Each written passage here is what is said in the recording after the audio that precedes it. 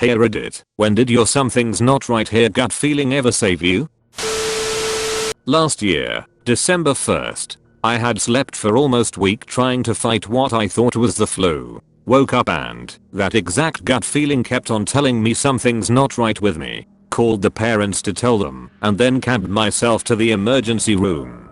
Took blood, the whole 9 yards, was there for 8 hours. Discharged and sent home. Called the next morning asking me to come back because they found something in my blood.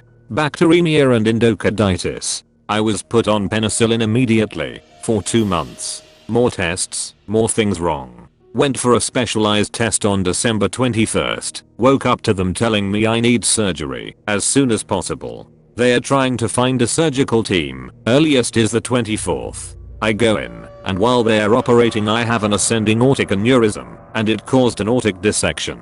They are able to fix it. I've got a synthetic valve in there now. Here's the kicker. I work in a restaurant kitchen, just before the start of the holiday season. Normally most cooks would tough it out and just work. Most think, it happens and it'll get better soon. Just keep going. There was just something about the way I was feeling this time that made me go to the hospital. I'm told that if I had done that, I more than likely would have died before my birthday and they would have found out about the aneurysm during the autopsy. That still sends chills down my spine. My best friend works as an emergency room nurse at the same hospital that I was operated on, and she was freaking out internally but kept it together on the outside for me. She explained just how serious this all was after I was in recovery. I've promised to tell her whenever I get that same feeling again.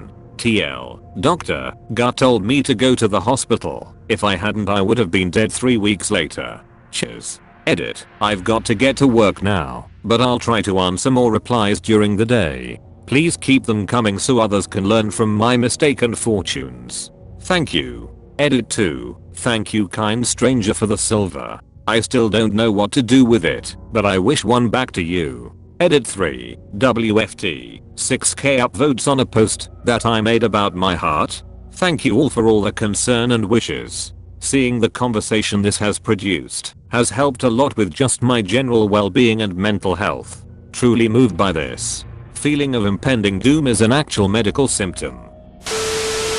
There's a very fun road that gets you from Niederndorf to Vach or back in Germany. You can go 50 or 60 clicks along smooth tight turns and little rolling hills. All around it for acres and acres are fields of whatever's in season and no intersections for several kilometers. It's a very fun road to go too fast on. This day, something like wheat was in and it was high. I couldn't see around the corners, but I knew the road well and was staying in my lane. And I was going fast and smiling. About halfway in, I heard a voice in my head as clear as if the speaker were sitting next to me and it said, "You need to slow down." It was startling and I braked immediately. 2 seconds later I come through one of the turns and into the ass end of a combine taking up both lanes and moving slowly. I barely stopped in time. Those extra 2 seconds of brake time saved a Volvo at least, but I'm pretty sure they saved my life too. If it was an old Volvo, it would have survived, and you wouldn't have. If it was a newer Volvo, you would have survived, and the Volvo wouldn't have. When I was in college, I lived in a sketchy part of Chicago, Humboldt Park/Logan Square before gentrification. I liked to take late night strolls, even when I was living in that neighborhood as a 20-year-old woman. Yeah, I know. Pretty dumb of me. One night, I was feeling stressed out. So I embarked on one of my late night strolls. I was walking along a somewhat busy road. Cars were zooming past me. Pretty normal. I wasn't paying much attention because I was too wrapped up in whatever was stressing me out that night. Suddenly, a chill shot up my spine. Hypervigilance washed over me and I became more alert than I had ever been. Something was wrong. Someone was watching me. I quickly spotted a car. It was driving in the opposite direction. A little slower than usual. It was too dark for me to see anyone inside the car, and the car was pretty unassuming. But I still knew something was off. They were watching me. I just knew. The car drove past me and then made a U-turn. Now it was right behind me, creeping along the curb.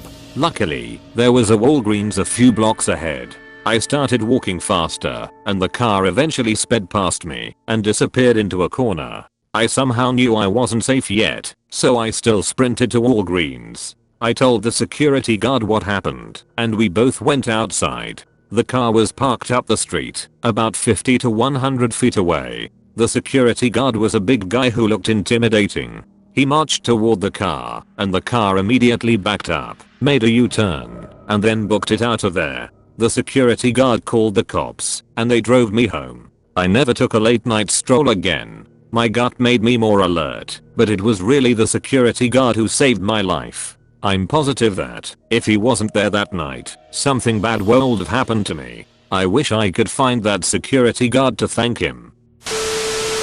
I was offered a dream job at almost double my salary in a different city. It was only 2 hours away, but something told me not to take the job. I had a number of people tell me I would never have another opportunity like this, and my fear of leaving my hometown was holding me back. 2 months after I turned it down, that division of the company was sold, and everyone in that department lost their job. I'd have been stuck in a new city with no friends or family nearby, and no job prospects. Edit. Wow, my first silver. There were a lot of other details I didn't put in my original response. I'd already been working within this division for 7 years. I was offered 2 internal positions at the same time with my employer, one with a huge salary bump out of town as a trainer, and one at the same salary in town doing casework in a completely new department. It was either change locations or change departments, so I listened to my gut and chose the lower paying job in a new department and called myself a failure for not taking a risk.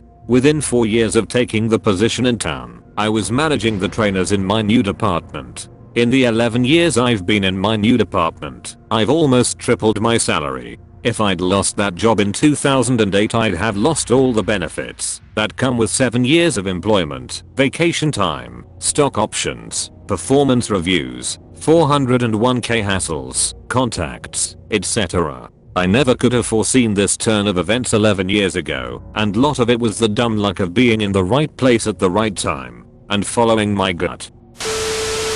Forgot one. About 10 years ago, working security at a site about 50 miles from home, got off shift at midnight and didn't bother to change out of uniform because I was only going to stop for gas. 2 stations in the town I was working in were open after midnight, but it slipped my mind as I drove past the first one. Pulled into the other, same brand, same gas price, same sort of dump entirely, and just didn't like something about it. Nobody else around, Buddy Clark, that I could see, but I decided to go back to the other one.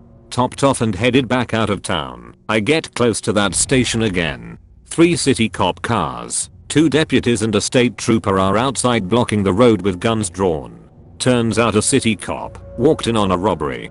Dude put a bullet in his vest, and the store owner knocked the robber out cold with a bat before the cop could recover enough to get his gun out. That would have been me, in a uniform with a nice shiny badge, but no body armor. Wow. In all earnestness, you actually dodged a bullet on that one.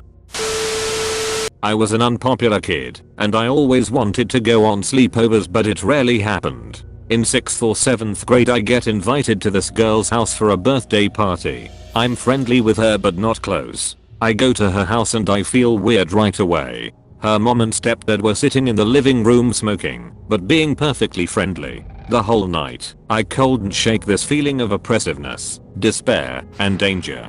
I spent the evening keeping my guard up and keeping an eye out for the entire family without any idea why. At night the girl begs me to spend the night. Even though it hurt to say no, when I could tell she was desperate, I lied and told her my parents wouldn't let me when they said over the phone they would. A couple of months later, a student told me she had left the school and moved because her stepfather would molest her at night in her bed. I think of her often and hope she wasn't hurt that night and hope she's doing better, but I'm glad I got out. *my isn't working. Edited to @ no, I didn't understand what was going on. I would have told somebody. I was also being creeped out by her otherwise cute brother, which I just remembered.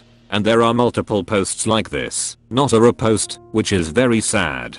That actually just broke my heart. So much evil in the world, SMH. Yeah. I'm glad she got away. step that just looked like a pedophile. Looking back. Saw a mannequin ominously placed by the trash in a dark alley. Almost walked away, but decided to check it out because something felt really off. Turned out to be a 15-year-old girl who had odd. Edit. Since people are asking, the whole story goes like this. Two friends and I were filming a music video and got back to our friend's house around midnight. As we're walking in his back door, I see the mannequin laying by the trash can. I honestly thought it was a prank at first because the alley was completely dark and the mannequin was laying perfectly under the one light in the alley. I decide to check it out and my two friends come with. As we get closer we realize that it's a girl. We figure she's mid-20s and probably just passed out drunk cause there's a bunch of shitty bars in the area. My one friend shakes her. After a few shakes she comes to and has this absolutely wild, animal-like look in her eyes. She hops to her feet, thrashes at us a bit before taking off down the dark alley. She's understandably afraid because she just came to in a dark alley with 3 dudes hovering over her. As she makes her way down the alley, we try to tail her while giving her space because she's acting wild. I want to call the cops. My one friend wants to help her, but not call the cops and get her in trouble, and my third friend wants to leave her figuring she's just drunk and headed home. While arguing about what to do, keeping our distance so we don't freak her out, we actually lose track of her but find her phone in the middle of the alley. It's got hundreds of missed calls. It starts ringing, so we answer it, and it's an extremely and understandably upset friend who says everyone has been trying to get a hold of her. She says she's not in the state, but says she will call her mom and have her call us in a minute. A minute later, the mom calls and tells us that her daughter is 15 and went missing earlier that night. She is eerily calm and nonchalant about the whole thing and says something to the effect of, oh, she had her wisdom teeth out earlier that day and is probably just messed up from the meds. She says not to worry about the cops, she'll handle them and her boyfriend will be by shortly to grab the phone. About 10 minutes later, the mom and the boyfriend show up with flashlights, grab the phone and all the info we have, make a few weird jokes, and go off down the alley. The whole thing was weird, but we figure they're not worried, so we go on about a night feeling uneasy. The next day, my buddy calls me and says the mom showed back up at his house, has a full-on breakdown in his living room, tells him that they found her down the road a few minutes after we met with them. Turns out she had downed almost a whole bottle of vodka and every pill she could find in the house. They had to pump her stomach and the doctor said if we hadn't found her and she would have been dead before morning. The mother then hugs my friend, gives him an envelope and leaves. The envelope had $1,000 in it. Luckily we had exchanged addresses with the mother earlier, so my buddy went and slipped the money back under her door. I say I don't know if she made it, because even though she got saved that time, if she's 15 and going through that much, I just don't know. I think about her a lot and truly hope she's doing okay. Like and subscribe for more top tier quality content.